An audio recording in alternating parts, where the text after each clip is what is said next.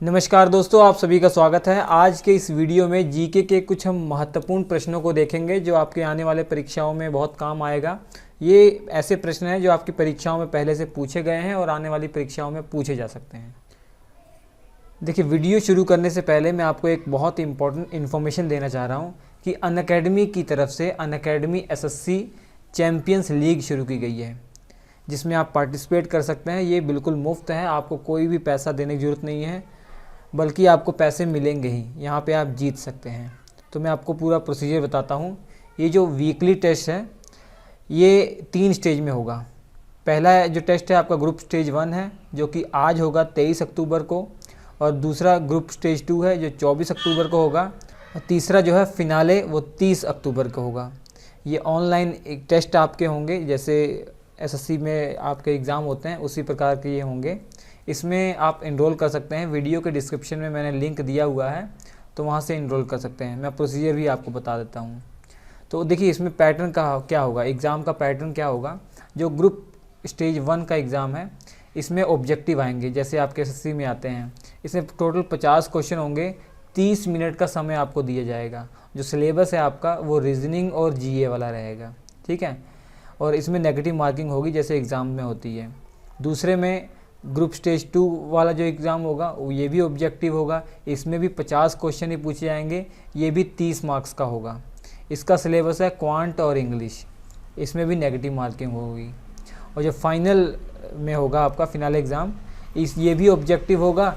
इसमें भी जो क्वेश्चन है थोड़े से ज़्यादा होंगे, इसमें 100 क्वेश्चन रहेंगे। इसके लिए टाइम आपको 1 घंटे का मिलेगा, अर्थात 60 मिनट का टाइम मिलेगा। इसका जो सिलेबस है वो रीजनिंग, जीए, क्वांट, इंग्लिश दोनों को मिलाकर है। यहाँ भी आपको नेगेटिव मार्किंग देखने को मिलेगी, ठीक है। तो ये है आपका एग्ज़ाम पैटर्न। अगर आप जीतते हैं, इसमें अच्छा स्कोर करते हैं, अगर ग्रुप स्टेज में आपकी पहली रैंक आती है तो आपको 5000 रुपये का वाउचर मिलेगा, जो कि होगा आपका अमेज़न वाउचर। अगर ग्रुप स्टेज में जो एग्ज़ाम है उसमें अगर आपकी दूसरी या तीसरी रैंक आती है तो 2500 रुपये का जो वाउचर आपको मिलेगा। अगर ग्रुप स्टेज में आपकी रैंक 4th या 5th आती है तो 1000 रुपये का आपको अमेज़न वाउचर मिलेगा। इसके अलावा जो फिनाले एग्ज़ाम है इसमें अगर फर्स्ट रैंक आप लाते हैं तो 10,000 का आपको जो है प्राइज़ मिलेगा। और फिनाले में अगर आपकी 2nd और 3rd रैंक आती है तो 5000 का वाउचर मिलेगा। और फिनाले में अगर 4th या 5th आपकी रैंक आती है तो 2000 रुपये का ये आपको प्राइज़ मिलेगा। अब बात आती है कि इसको अप्लाई कैसे करना है। वीडियो के डिस्क्रिप्शन में मैंने लिंक दिया हुआ है। वीडियो के डिस्क्रिप्शन में जो लिंक दिया हुआ उसे आप खोलेंगे तो इस प्रकार का आपके पास इंटरफेस खुलेगा। तो वीडियो के डिस्क्रिप्शन आप से खोल लीजिए या अनअकैडमी की ऑफिशियल वेबसाइट पर जाके आप इसे पा सकते हैं। तो थोड़ा सा स्क्रॉल करेंगे, नीचे आएंगे तो यहाँ पे देखिए ग्रुप स्टेज लिखा हुआ है। इस पर क्लिक करके ये दोनों इनरोल कर लीजिए। ग्रुप स्टेज 1 वाले एग्ज़ाम के लिए और 2 वाले एग्ज़ाम के लिए दोनों में इनरोल कर दीजिए। उसके बाद फिनाले वाले में भी जाके आप इनरोल कर लीजिएगा। इन तीनों में ही आपको इनरोल करना पड़ेगा, तभी आप सभी टेस्ट जो है वो दे पाएंगे। तो होप आपको समझ में आ गया होगा। वीडियो के डिस्क्रिप्शन में लिंक है, आप चले जाइए। कोई डाउट हो तो मुझे आप कमेंट कर सकते हैं। तो चलिए प्रश्नों का सिलसिला शुरू करते हैं। आज का हमारा सबसे पहला जो प्रश्न है ये है कि किसने ये कहा था कि राज्य के जो नीति निर्देशक तत्व हैं वो एक ऐसा चेक है जिसे सुविधा अनुसार अदा किया जा सकता है। ये शब्द किसके हैं, ये किसने कहा था। राज्य के जो नीति निर्देशक तत्व हैं था DPSP, directive principle of state policy. ये एक ऐसा चेक है जिसे सुविधा अनुसार अदा किया जा सकता है। ये 4 ऑप्शन दिए गए हैं, 4 बड़े बड़े नाम हैं, KM मुंशी, BR अम्बेडकर साहब, KT शाह या डॉक्टर राजेंद्र प्रसाद। इन चारों में से ऐसे कौन से वो व्यक्तित्व हैं जिन्होंने ये कहा था कि राज्य के नीति निर्देशक तत्व एक ऐसा चेक है जिसे सुविधा अनुसार अदा किया जा सकता है। अगर आपको जवाब मालूम है कमेंट जरूर कीजिए। इसका राइट आंसर मैं बता दूं, इसका राइट आंसर है KT शाह ने कहा था। किसने कहा था, KT शाह ने कहा था। नोट कर लीजिएगा, ठीक है। अब KT शाह के बारे में महत्वपूर्ण जानकारी आपको ये चाहिए कि जो संविधान सभा थी ना, संविधान सभा में जो KT शाह साहब थे ये बिहार प्रांत से चुने गए थे। बिहार प्रांत से ये चुनकर आए थे और ये सलाहकार समिति और मौलिक अधिकार की जो उप समिति थी उसके ये सदस्य थे, ठीक है। ये याद करेंगे आप। ये है KT शाह। नेक्स्ट क्वेश्चन हमारा, मानव शरीर की सबसे छोटी और सबसे बड़ी अस्थि कौन सी है? इन चारों विकल्पों में से राइट आंसर जो आप है बताइए। मानव शरीर के अंदर सबसे छोटी अस्थि कौन सी है और सबसे बड़ी अस्थि कौन सी है? तो चार विकल्पों में से राइट आंसर अगर आपको मालूम है तो कमेंट कीजिए। अच्छा प्रश्न है ये, तो इसका जवाब मैं बता देता हूँ आपको। इसका जो जवाब है वो स्टेपीज और फीमर है। ठीक है, सबसे छोटी अगर अस्थि की बात की जाए तो वो स्टेपीज है। कौन सी है? स्टेपीज, जो कानों में पाई जाती है। जबकि जो सबसे बड़ी अस्थि है वो फीमर है, जो जांघों में पाई जाती है। ठीक है, नोट कर लीजिएगा। देखिए, ये कानों में पाई जाती है ये स्टेपीज, और फीमर ये आप देख पा रहे हैं, जो ये आपकी हड्डी है, ये सबसे बड़ी अस्थि है। ठीक, जांघों की। नेक्स्ट क्वेश्चन है, राष्ट्रपति के द्वारा संसद के दोनों सदनों में कुल कितने सदस्यों को मनोनीत अर्थात नॉमिनेट किया जाता है? लोकसभा और राज्यसभा, लोकसभा प्लस राज्यसभा दोनों में ही कुछ सदस्य ऐसे होते हैं जिन्हें राष्ट्रपति के द्वारा नॉमिनेट किया जाता है। उनकी संख्या आपको बतानी है कि कितने हैं। लोकसभा में कितने हैं ये भी आपको मालूम होना चाहिए, राज्यसभा में कितने हैं ये भी मालूम होना चाहिए। तो उनको जोड़ने के बाद जो आंसर आएगा वही इसका उत्तर होगा। जवाब अगर आपको मालूम है तो कमेंट कीजिएगा। तो इसका जवाब क्या होगा?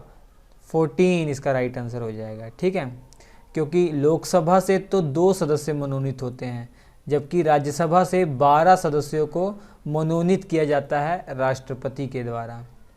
ये 2 सदस्य कौन थे मालूम है आपको? इंडियन पॉलिटी पूरा पढ़ा दिया गया है, पूरा जो है सिलेबस कवर कर दिया गया है, तो ये आपको आना चाहिए। ठीक है, आर्टिकल 331 में आपको हमने बताया था कि लोकसभा के अंदर 2 आंग्ल भारतीय समुदाय के सदस्यों को नॉमिनेट किया जा सकता है राष्ट्रपति के द्वारा। अगर आंग्ल भारतीय समुदाय का कोई भी सदस्य लोकसभा का चुनाव जीतकर नहीं आया है तब 2 सदस्यों को नॉमिनेट किया जा सकता है। एक तरीके से आरक्षण है ये उनको। ठीक है, क्योंकि उनकी जो जनसंख्या है आंग्ल भारतीय समुदाय की, भारत में उनकी इतनी ज़्यादा जनसंख्या नहीं है कि वो अपने किसी प्रतिनिधि को खड़ा करें और उसे वोट से जितवा दें। तो इसी कारण से ये सुविधा की गई है। आंग्ल भारतीय समुदाय के कौन से सदस्य होते हैं ये आपको बता दिया गया है कि ऐसे लोग जिनकी फैमिली में जो पिता पक्ष हैं वो यूरोपियन हो और जो माता पक्ष हैं वो भारत की हो। मतलब भारत जब हमारा आज़ाद हुआ था कई यूरोपीय यहाँ रह गए थे। ऐसे वो पुरुष जो यूरोपी थे जिन्होंने भारत की महिला से शादी कर ली थी, उनके जो संतानें होंगी, उनका जो फैमिली होगा, वो सभी आंग्ल भारतीय समुदाय में ही आएंगे। ऐसे ही आर्टिकल 80 में राज्यसभा के 12 सदस्यों को नॉमिनेट किया जा सकता है राष्ट्रपति के द्वारा। तो यहाँ पर 4 फील्ड में वो एक्सपर्ट होने चाहिए, 4 फील्ड में अपने अपने फील्ड में नाम कमा चुके होते हैं, उन्हीं को राष्ट्रपति के द्वारा नॉमिनेट किया जाता है। पहला है कला के क्षेत्र में। कला के क्षेत्र में जो आगे होता है उनमें से जैसे हीरो हीरोइन है, कोई जैसे कोई खिलाड़ी है, उसे नॉमिनेट किया जा सकता है। या साहित्य के क्षेत्र में जो बहुत आगे हो, जिसका बहुत नाम हो, साहित्य के क्षेत्र में जैसे कोई बहुत बड़ा लेखक हो, जैसे जो है साहित्य के क्षेत्र में फेमस हो, तो उन्हें नियुक्त किया जा सकता है। और तीसरा है समाज सेवा के क्षेत्र में, जो समाज सेवी हो और उसका नाम हो तो उसे डायरेक्ट नॉमिनेट किया जा सकता है। और चौथा है विज्ञान के क्षेत्र में। ठीक है, विज्ञान के क्षेत्र में मतलब बहुत बड़ा वैज्ञानिक हो या विज्ञान के क्षेत्र में कोई अच्छा काम किया हो, कोई खोज की हो।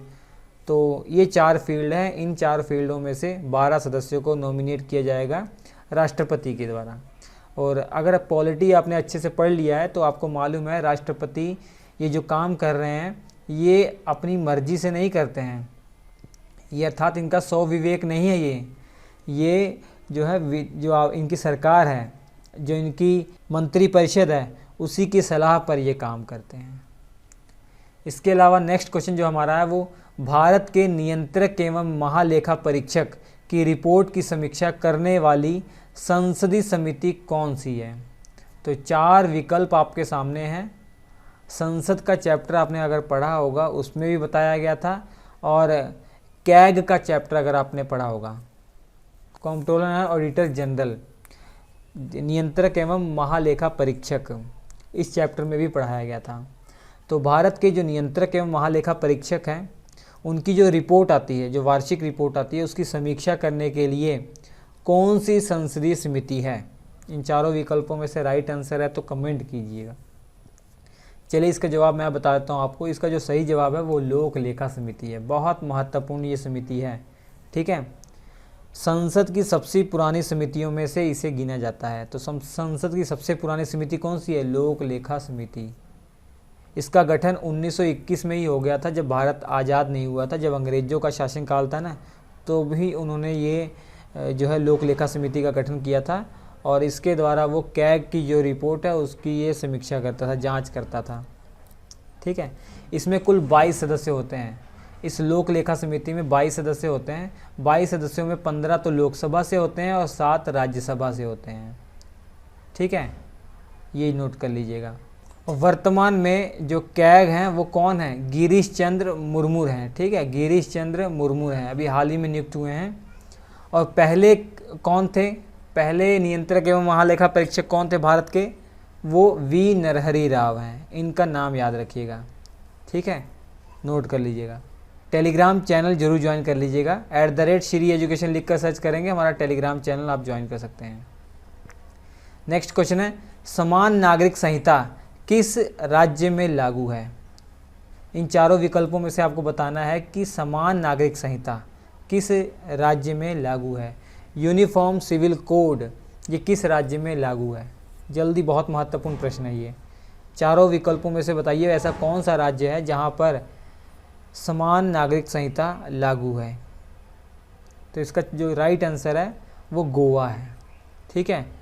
और समान नागरिक संहिता की बात आर्टिकल 44 में की गई है, जो कि एक नीति निर्देशक तत्व है, ठीक है।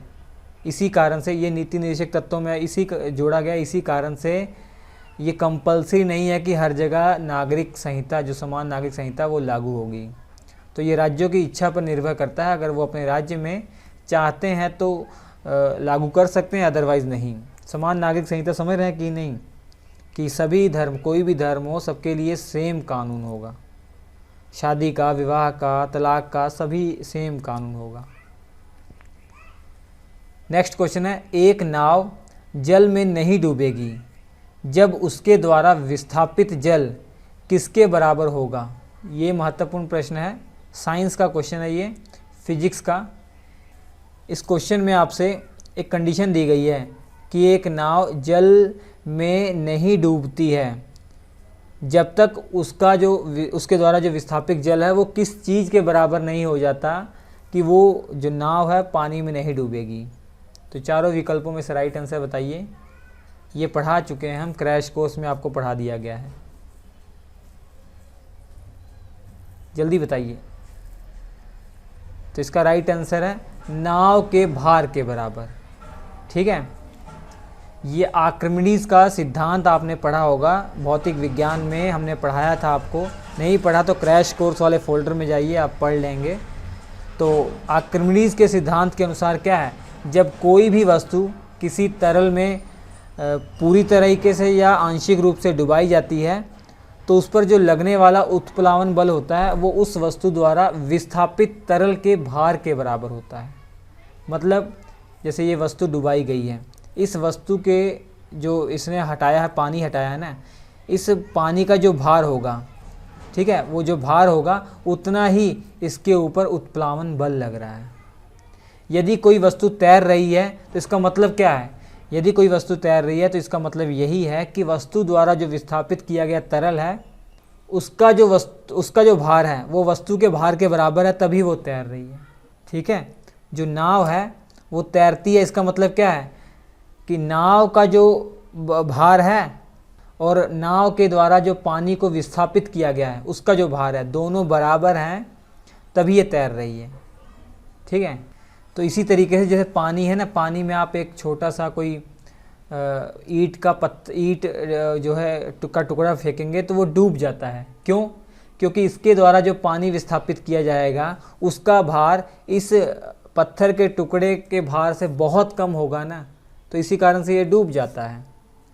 जबकि एक हल्की सी प्लास्टिक की गेंद आप अगर फेंकेंगे तो इसके द्वारा जो इसका जो भार है, इसके द्वारा जो पानी का जो भार होगा वो बराबर रहेगा, तभी ये तैरेगा। नेक्स्ट क्वेश्चन है, निम्नलिखित में से किसे सह्याद्री पर्वतमाला भी कहा गया है? सह्याद्री पर्वतमाला किसे कहा गया है? इन 4 विकल्पों में से राइट आंसर आप बताइए। पूर्वी घाट को, या पश्चिमी घाट को, या शिवालिक पहाड़ियों को, या विंध्य पर्वत को? चारों विकल्पों में से जो राइट आंसर है, अगर आपको मालूम है तो कमेंट कीजिए। तो इसका जो राइट आंसर है वो पश्चिमी घाट। ठीक है, मैं आपको मैप में बताता हूँ। भारत का दक्षिणी भाग जो है इस तरीके से है, तो ये क्या है, ये पूर्वी घाट है, और यहाँ पे क्या है, पश्चिमी घाट है। तो पश्चिमी घाट को ही सह्याद्री पर्वतमाला भी कहा जाता है। ठीक है, नोट हो जाएगा। तो भारत के पश्चिमी तट पर स्थित पर्वत श्रृंखला को पश्चिमी घाट या सह्याद्री पर्वतमाला कहा जाता है। नोट कर लीजिएगा। ये पहाड़ियाँ गुजरात, महाराष्ट्र, गोवा, कर्नाटक, केरल और तमिलनाडु राज्यों में विस्तृत हैं। तो यहाँ पे तटीय जो राज्य हैं तो वहाँ पे ये विस्तृत हैं। ठीक है, मैप में आप देख सकते हैं, ये आपका वेस्टर्न घाट या पश्चिमी घाट या सह्याद्री पर्वतमाला है, जबकि ये आपका ईस्टर्न घाट है। ठीक, चलिए नेक्स्ट क्वेश्चन है कि ध्वनि ऊर्जा को विद्युत ऊर्जा में किसके द्वारा परिवर्तित किया जाता है? इन चारों विकल्पों में से राइट आंसर आप आसानी से बता पाएंगे। फिजिक्स का क्वेश्चन है कि ध्वनि ऊर्जा को विद्युत ऊर्जा में किसके द्वारा परिवर्तित किया जा रहा है? तो ये काम अभी मेरे द्वारा किया जा रहा है। चारों विकल्पों में से राइट आंसर बताइए। बहुत आसान है। इसका जो राइट आंसर हो जाएगा वो माइक्रोफोन हो जाएगा। माइक्रोफोन में हम बोलते हैं, अर्थात इनपुट के रूप में ध्वनि ऊर्जा जाती है, लेकिन जो माइक्रोफोन है वो अपनी इन्फॉर्मेशन को ध्वनि के रूप में लेता है, लेकिन वो उसे इलेक्ट्रिक फॉर्म में कन्वर्ट कर देता है। तो ध्वनि ऊर्जा को विद्युत ऊर्जा में परिवर्तित किया जाता है माइक्रोफोन के द्वारा। जबकि लाउड स्पीकर के द्वारा क्या हो रहा, उल्टा काम हो रहा। ये विद्युत ऊर्जा लेता है, इसे ध्वनि ऊर्जा में परिवर्तित कर देता है। ठीक है, नोट कर लीजिएगा। माइक्रोफोन जो है वो एक प्रकार का ट्रांसड्यूसर है, अर्थात ट्रांसड्यूसर का मतलब क्या है, ऊर्जा को एक रूप से दूसरे रूप में परिवर्तित करने वाला। ये ध्वनि ऊर्जा को विद्युत ऊर्जा में परिवर्तित करता है। नेक्स्ट क्वेश्चन है, राष्ट्रीय एकता परिषद का अध्यक्ष कौन होता है? इन चारों विकल्पों में से आपको बताना है कि राष्ट्रीय एकता परिषद का अध्यक्ष जो है वो कौन होता है। आपको मालूम है तो आप बता सकते हैं, पॉलिटी में हमने पढ़ा दिया गया इसको भी। तो चारों विकल्पों में से बहुत आसान है। इसका जो राइट आंसर होगा प्रधानमंत्री होता है। ठीक है, और ये भी जान लीजिए जो राष्ट्रीय एकता परिषद है इसका गठन 1961 में हुआ था। कब हुआ था? 1961 में हुआ था। जब इसका गठन हुआ था तो उस समय देश के प्रधानमंत्री पंडित जवाहरलाल नेहरू थे। इस राष्ट्रीय एकता परिषद का गठन क्यों किया गया था? नाम से ही पता लग रहा है, राष्ट्रीय एकता को बनाए रखने के लिए, ताकि जो जातिवाद है, जो सांप्रदायिकता है, जो क्षेत्रवाद है, जो ये समस्याएं थी ना, इनको समाप्त करने के लिए राष्ट्रीय एकता परिषद का गठन किया गया था। नेक्स्ट क्वेश्चन है, कांगेर घाटी जो नेशनल पार्क है वो किस राज्य में स्थित है? इन चारों विकल्पों में से बताइए किस राज्य में कांगेर घाटी नेशनल पार्क है। ये भूगोल का क्वेश्चन है, ये भी आपको पढ़ाया गया है। अगर आपने हमारे कोर्स नहीं देखे जाकर देख लीजिए, आपको बहुत अच्छी नॉलेज हो जाएगी कम समय में। इसका जो राइट आंसर है वो छत्तीसगढ़ है। छत्तीसगढ़ में है कांगेर घाटी नेशनल पार्क। ठीक है, छत्तीसगढ़ के अंदर एक ज़िला है बस्तर ज़िला, वहाँ पे स्थित है ये 1982 में इसे राष्ट्रीय उद्यान का अर्थात नेशनल पार्क का दर्जा मिला था। नेक्स्ट क्वेश्चन है, महासागर में डूबी हुई वस्तुओं की स्थिति जानने के लिए निम्न में से किस यंत्र का प्रयोग किया जाता है? 4 विकल्प हैं, चारों विकल्पों में से आपको बताना है कि महासागर में अगर कोई वस्तु डूब गई है तो उसकी स्थिति जानने के लिए किस यंत्र का प्रयोग किया जाता है। तो जल्दी से बताइए इन चारों विकल्पों में से राइट आंसर। तो इसका जो राइट आंसर है वो है सोनार। सोनार का यूज़ किया जाता है अगर महासागर में कोई पनडुब्बी जैसे हो या कोई भी चीज़ डूब गई हो, उस जांच करने के, उसका पता लगाने के लिए सोनार यंत्र का प्रयोग किया जाता है। ठीक है, ये नोट कर लीजिएगा। सोनार का फुल फॉर्म क्या है? Sound navigation and ranging. इस प्रणाली का प्रयोग किया जाता है कि पनडुब्बियों, अगर कोई डूबी गई हो, या जैसे कई होते हैं ना कि पानी में ही बहुत बड़ी बर्फ़ होती है, या समुद्र के ऊपर से तो छोटी सी दिखती है लेकिन अंदर बहुत भारी होती है ऐसे, तो उसका भी पता लगाया जा सकता है ताकि एक्सीडेंट ना हो। नेक्स्ट क्वेश्चन है, लोलक घड़ियाँ गर्मियों में सुस्त हो जाती हैं, इसका कारण बताना है आपको। चारों विकल्पों में से राइट आंसर आपको बताना है। भौतिक विज्ञान का प्रश्न है कि जो लोलक घड़ियाँ हैं वो गर्मियों में सुस्त क्यों हो जाती हैं आखिर। चारों विकल्पों में से जो भी राइट आंसर है बताइए अगर आपको मालूम है। गर्मियों के दिन लंबे होते हैं, या कुंडली में घर्षण होता है, या लोलक की लंबाई बढ़ जाती है, या लोलक के भार में परिवर्तन हो जाता है, जल्दी बताइए।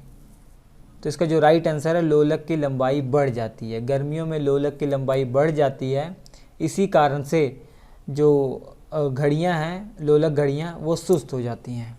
ठीक है, क्योंकि जैसे लोलक घड़ियाँ, मैं आपको बताता हूँ कंसेप्ट है। लोलक घड़ियाँ जैसे ये हिलता रहता है ऐसे ना, इधर उधर आवर्त करता रहता है ऐसे, सरल आवर्त गति करता रहता है, तो इसका जो टाइम पीरियड होता है वो T=2π√L/G होता है। तो लंबाई अगर बढ़ेगी तो इसका टाइम पीरियड बढ़ जाएगा, कि जो 1 सेकेंड पहले, जो टाइम जो है इसका टाइम पीरियड मान लीजिए 1 सेकेंड था पहले, अब इसका L बढ़ गया, लंबाई बढ़ गई है, तो इसका टाइम पीरियड भी बढ़ जाएगा, तो वो 1 सेकेंड से ज़्यादा का टाइम लेगा, तो इसी कारण से ये सुस्त हो जाता है। ठीक है, समझ पा रहे हैं ना। जो इसे काम 1 सेकेंड में करना था वो अब 1 सेकेंड से ज़्यादा समय लगा रहा है, अर्थात जो इसे काम 1 घंटे में करना था, एक जगह से घड़ी को दूसरी जगह घूमना था, वो अब 1 घंटे से ज़्यादा समय ले रहा है, तो इसका मतलब क्या है कि ये सुस्त हो गया है। ठीक है, सरकारिया आयोग का गठन किस विषय पर सुझाव देने के लिए किया गया था? इन चारों विकल्पों में से राइट आंसर आपको बताना है कि सरकारिया जो आयोग है उसका गठन किस विषय पर सुझाव देने के लिए किया गया था।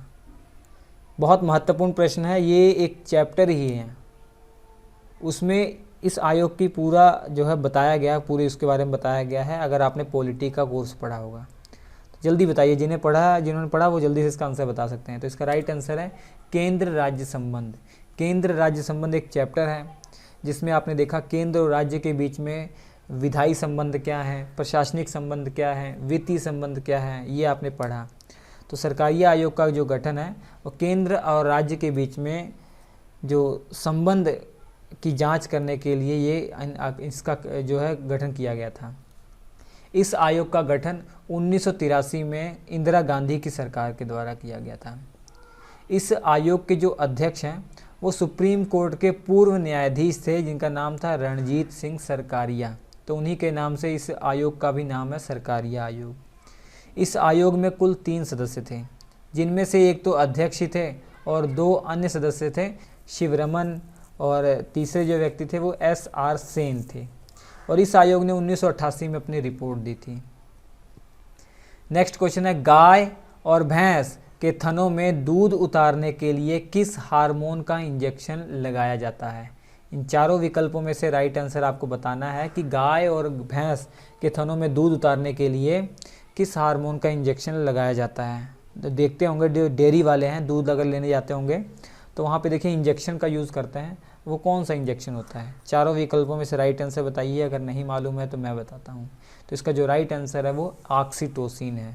ठीक है, ऑक्सीटोसिन को अन्य नामों से भी जाना जाता है, जैसे पीटोसिन के नाम से भी जाना जाता है, सीटीसिनॉन के नाम से भी जाना जाता है, या जेनरिक ऑक्सीटोसिन के नाम से भी जाना जाता है।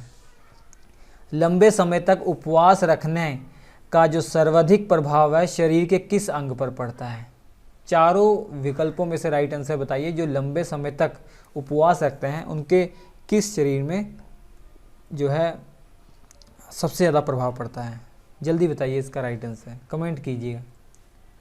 नहीं मालूम है तो मैं आपको इसका आंसर बताता हूँ, गुर्दे पर। ठीक है, किडनी पर सबसे ज़्यादा प्रभाव पड़ता है। ठीक है, किडनी पर सबसे ज़्यादा प्रभाव पड़ता है। तो आज के वीडियो में इतना ही। तो कोई भी क्वेश्चन में अगर आपको डाउट है तो कमेंट जरूर कीजिएगा, ठीक है। हम आपसे मिलते हैं अगले एपिसोड में, तब तक के लिए नमस्कार। स्क्रीन पर 4 लेक्चर आ रहे हैं, देख लीजिए।